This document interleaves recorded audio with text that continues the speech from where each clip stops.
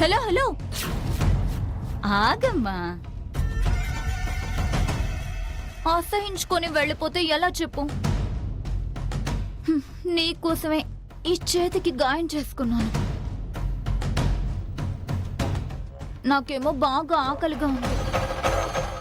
నా చేత్తో నేను తినలేను కాబట్టి నీ చేత్తో తినిపించవా?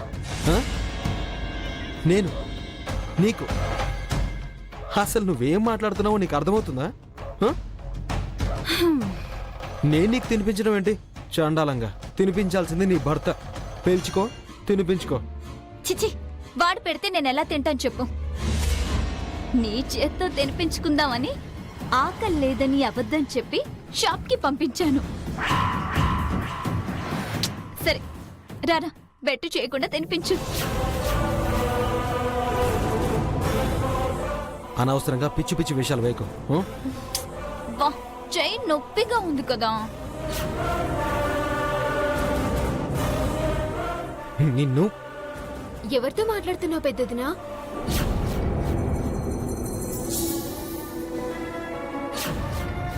అన్నయ్య ఇంకా కొట్టుకెళ్ళలేదా? కార్తీక్ తో మాట్లాడుతున్నాను మీనాక్షి. నాకు చెయ్యి నొప్పి కదా, భోజనం తినిపించడానికి నిన్ను పిలవమని చెప్తున్నాను. అన్నయ్య తన చేత్తో తినిపిస్తానని భోజనం తీసుకొచ్చాడు కదా, తినిపించలేదా? ఏదో అర్జెంట్ పనుందంట, నీతో తినిపించుకోమని షాప్కి వెళ్లారు. నేను తినిపిస్తానులే వదినా. మీనాక్షి, ప్లేట్ ప్లేట్ ఇక్కడే ఉంది, తినిపించు. వదినా కూర్చో.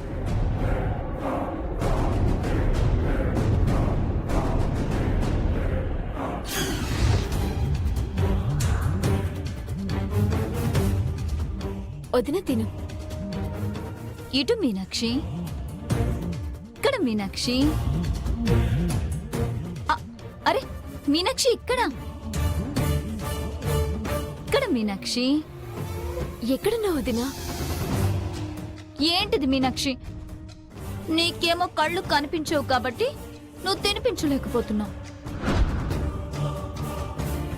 నాకేమో చేతికి గాయం ఉంది కాబట్టి తినలేను.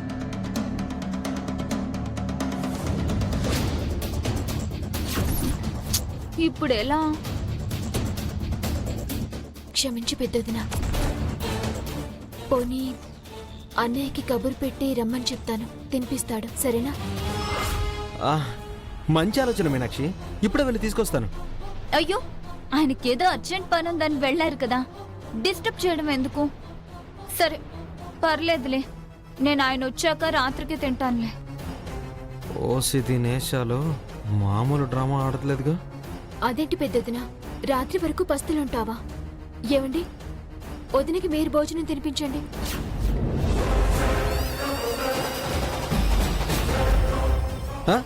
నేనా? మీనాక్షి, నేను తినిపించడం ఏంటి? తప్పేముందండి, కష్టం వచ్చినప్పుడు మనలో మనం సహాయం చేసుకోకపోతే ఎలా? తినిపించండి, పర్లేదు.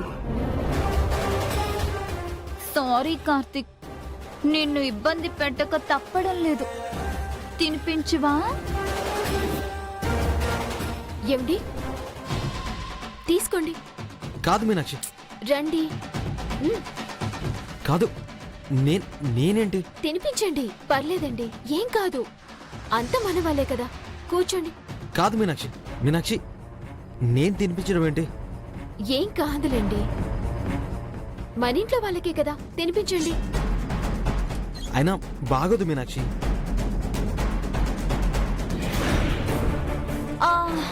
మరీ అంత ఇబ్బంది పడితే వద్దులే కార్తిక్. అబ్బా, ఏంటండి ఇంకా ఆలోచిస్తున్నారు? ఆకలిగా ఉందంటుంది కదా వదినా, తినిపించండి. అదే కలుపుతున్నా.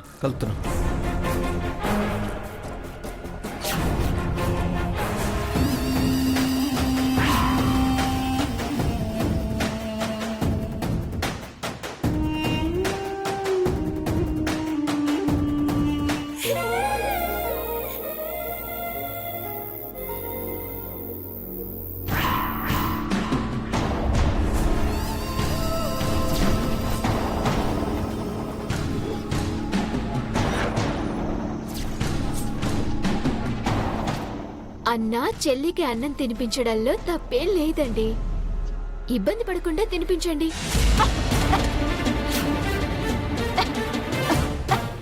వదినా వదినా,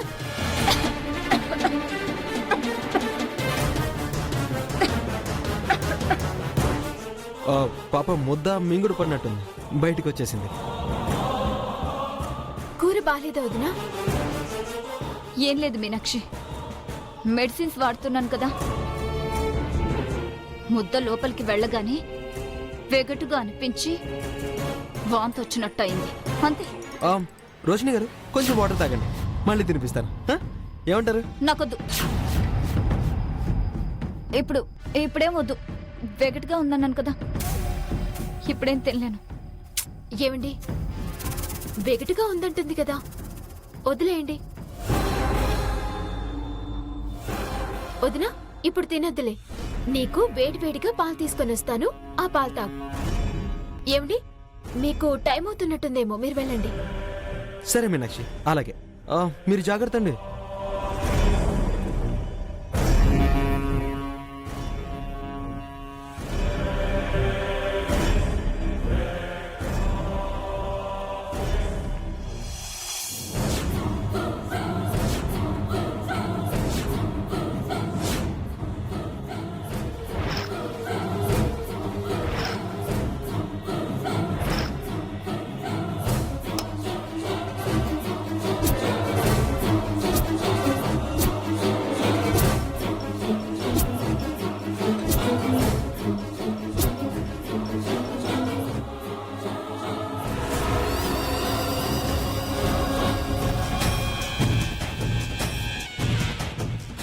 నేను ప్రేమించిన వాణ్ణి నాకు దూరం చేసింది కాక అన్న చెల్లికి తినిపిస్తే తప్పేంటని నాకు మండిపోయేటట్టు అంటావా? నిన్నిప్పుడే మంటల్లో బూడిదయ్యేలా చేస్తాను మీనాక్షి.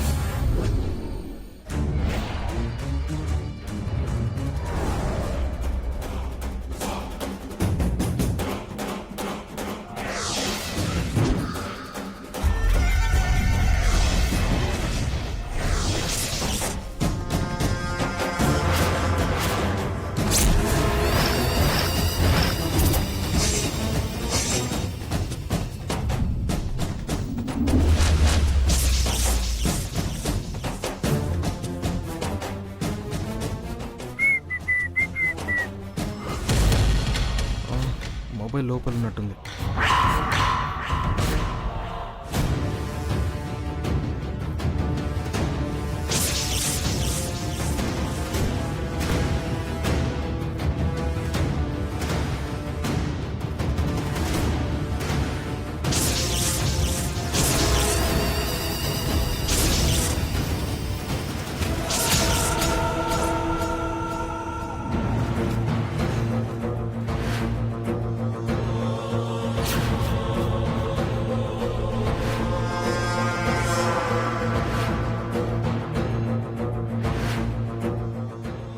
అమ్మయ్యా, ఈ రోజుతో మీనాక్షి కథ సమాప్తం.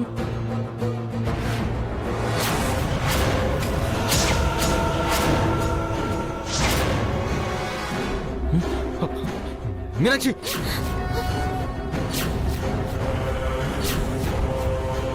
ఏమైందండి? ఏంటి మీనాక్షి, స్టవ్ దగ్గర ఉన్నప్పుడు జాగ్రత్తగా ఉండకపోతే ఎలా? ఏమైందండి? నేను సమయానికి రాకపోతే ఎలా ఉండేది? అయ్యో, నేను స్టవ్ కి దూరంగానే ఉన్నానండి. చీర అంటుకుందా? ఎలా అంటుకుందో నాకు తెలియదు. నువ్వు దూరంగా ఉన్నా గాలికి నీ కొంగు ఎగురుతుంది కదా మీనాక్షి.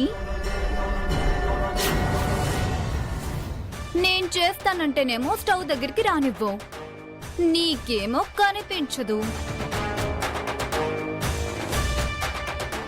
అమ్మో, కొంచెంలో ఎంత ప్రమాదం తప్పిందో చూసావా? ఈ పని డెఫినెట్ గా నువ్వే చేసుంటావు రోషిని. చివరికి మీనాక్షిని చంపడానికి కూడా తెగించావన్నమాట. నీ అంత చూస్తాను. మీనాక్షి, ముందు నువ్వు ఇక్కడి నుంచి పద. అయ్యో, వదినకి పాలిచ్చేసి వెళ్తాను. నేను తర్వాత తాగుతానులే మీనాక్షి, నువ్వు వెళ్ళు.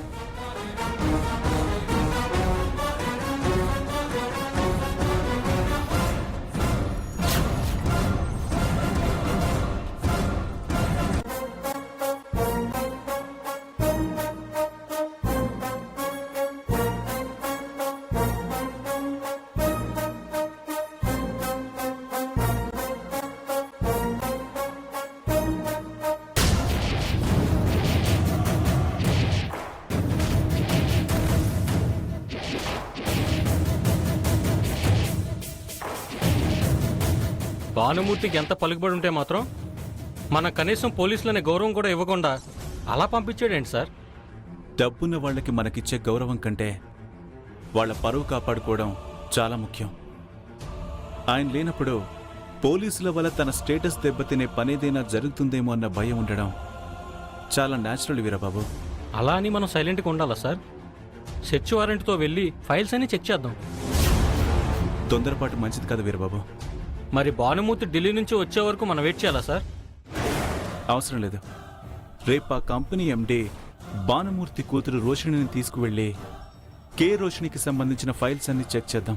ఆధార్ కార్డుకు సంబంధించిన ఎంక్వైరీకి పోలీస్ స్టేషన్కి తనని తీసుకొస్తేనే పెద్ద గొడవ చేసింది సార్. కంపెనీకి ఎంక్వైరీకి రమ్మంటే ఒప్పుకుంటుందా సార్? చెప్తే అస్సలు రాదు వీరబాబు. చెప్పకుండా తీసుకెళ్ళాలి. అదెలా అనేదే ఆలోచిస్తున్నాను.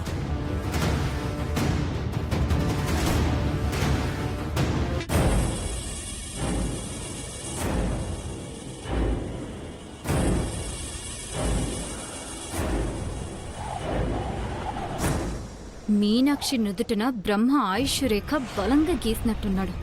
ఎన్నిసార్లు ప్లాన్ చేసినా చావు నుంచి తప్పించుకుంటూనే ఉంది.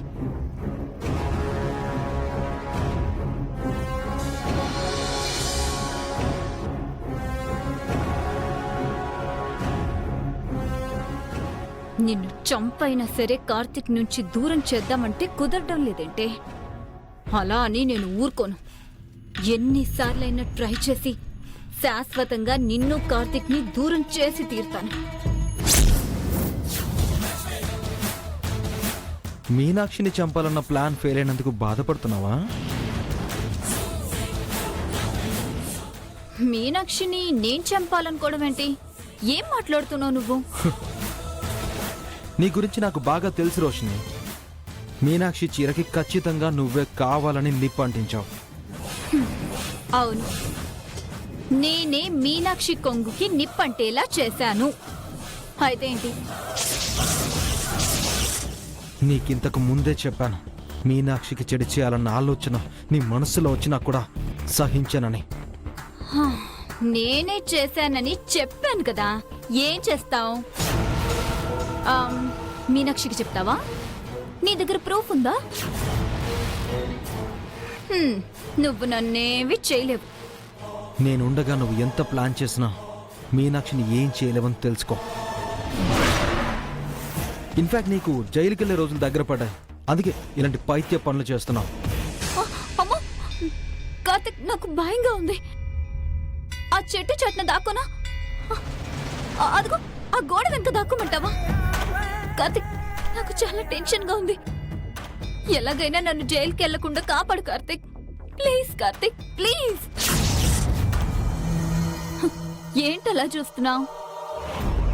నేను మీనాక్షికి నిజం చెప్పేస్తాను, పోలీసులకు అప్రూవల్ గా మారిపోతాను, ఏ శిక్ష అయినా అనుభవించడానికి సిద్ధంగా ఉన్నాను అని. నువ్వు నన్ను ఏ ఆధారం లేకుండా ఎన్ని రోజులు బెదిరిస్తావు? నేను నిన్నే ప్రేమించాను, నువ్వే కావాలనుకున్నాను. మనం ఒకటి కావాలని నాగభూషణం గారిని కలిసి యాక్సిడెంట్ చేశాం. ఇప్పుడు నువ్వు మంచిగా మారిపోయి నాకు దూరమై నా భార్య నాకు ముఖ్యం అంటే నేను ఊరుకుంటానా? నీకోసమే ఆలోచిస్తూ నువ్వే కావాలని తపన పడి నన్ను రోజు రోజుకి సైకోగా మారుస్తున్నావు. సైకోగా ప్రవర్తించాల్సిన అవసరం ఏముంది? నాకు మీనాక్షితో పెళ్లి జరిగింది, మన వరుసలు మారాయి. అర్థం చేసుకుని నువ్వు కూడా మారు. నీ భర్తతో సుఖంగా కాపురం చేసుకో. నా సుఖాలన్నీ నీ కోసం త్యాగం చేసొస్తే నా భర్తతో సంతోషంగా ఉండమని ఎంత తేలిగ్గా చెప్తున్నావు కార్తీక్. నాకు కావాల్సిన దానికోసం నేనేమైనా చేస్తానని నీకు బాగా తెలుసు. అలాగే నాకు నచ్చింది దూరం అయితే ఎంతకైనా తెగిస్తాను. తెగించి చేయగలిగిందేమీ లేదు రోషిని. వాదనలు అనవసరం. నేను మళ్ళీ మళ్ళీ చెప్తున్నాను, నా మీనాక్షి జోలికొస్తే మాత్రం ఊరుకోను. నువ్వు మీనాక్షికి దగ్గరగా ఉంటానంటే నేను కూడా ఊరుకోను. తనతో హనీమూన్కి వెళ్తాను, నీకెప్పటికీ దగ్గర కానంటే అస్సలు ఊరుకోను. మనిద్దరి ప్రేమ గురించి, నాగభూషణం చావు గురించి నిజం చెప్తే మీనాక్షి ఏమైపోతుందో అని నువ్వు ఆలోచిస్తున్నావేమో. మీనాక్షికి ఏమైనా, నా మొగుడు చచ్చినా, మన ప్రేమకి సంబంధించి మనం కలిసి తిరిగిన వీడియోలు, మాట్లాడుకున్న మాటలు ప్రూఫ్గా బయట పెడతాను. మనం మాట్లాడుకున్న మాటలు మీనాక్షి విన్నా, క్లోజ్గా ఉన్న వీడియోలు కిరాణా కొట్టోడు చూసినా, నేనే ప్లాన్ చెయ్యకపోయినా ఇద్దరు గుండె పగిలి చచ్చిపోతారు.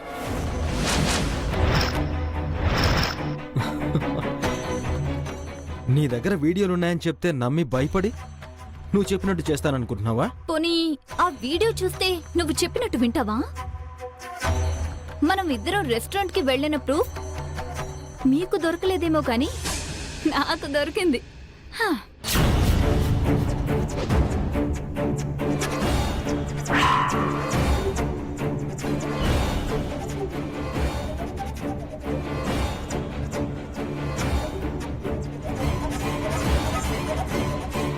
మా నాన్న నా పెళ్లి వేరెవరితోనో ఫిక్స్ చేశాడని నువ్వేం టెన్షన్ పడకు కార్తిక్. ఏమో రోషిని, మీ నాన్న అసలే పరువుకు వెలువిచ్చే మనిషి. ఎంతకైనా తెగిస్తాడు. తను అనుకున్న వాడితోనే నీ పెళ్లి చేస్తాడు కానీ ఈ డ్రైవర్కి ఎందుకు ఇచ్చి పెళ్లి చేస్తాడు చెప్పు? నాకు నువ్వు ముఖ్యం కార్తిక్. నేను అనుకున్నది మాత్రమే చేస్తాను. చావనైనా చేస్తాను కానీ నిన్ను తప్ప ఇంకెవ్వరిని నేను పెళ్లి చేసుకోను. నువ్వే నా ప్రాణం కార్తిక్. I love you.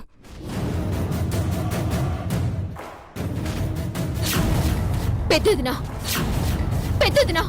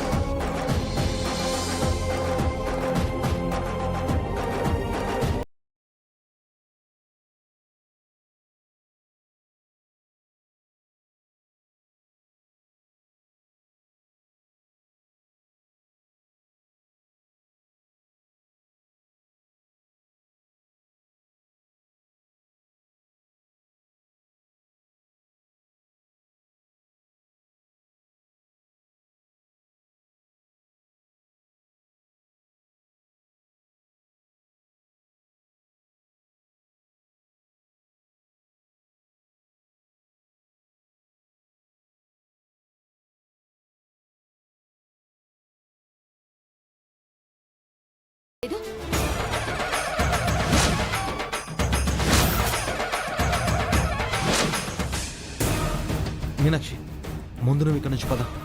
అసలు ఏం జరిగిందో నేను తర్వాత చెప్తాను. పద. మీరు ఆగండి.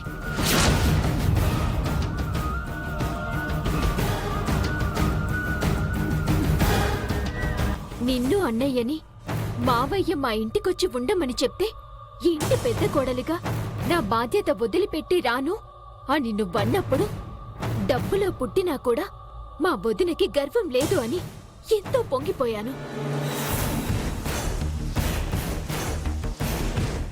మీనాక్షికి కళ్ళొచ్చే వరకు మనిద్దరం ఒక్కటవ్వకూడదని మా అన్నయ్యతో నువ్వు చెప్తుంటే విని నీ గొప్ప మనసుకి మురిసిపోయాను.